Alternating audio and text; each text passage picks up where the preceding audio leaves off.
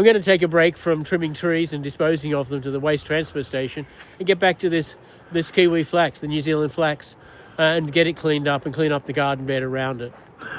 Already this garden bed is looking more open. Well, we actually be able to grow stuff down at ground level with some control. But there remains this problem.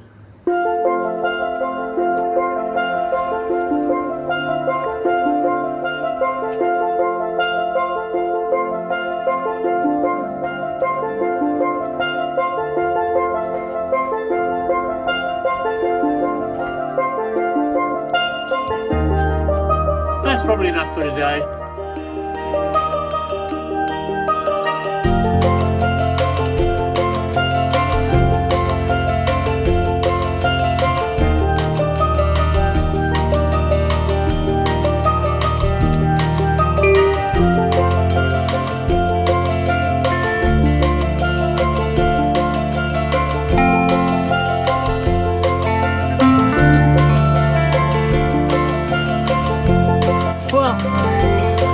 I guess that's some progress.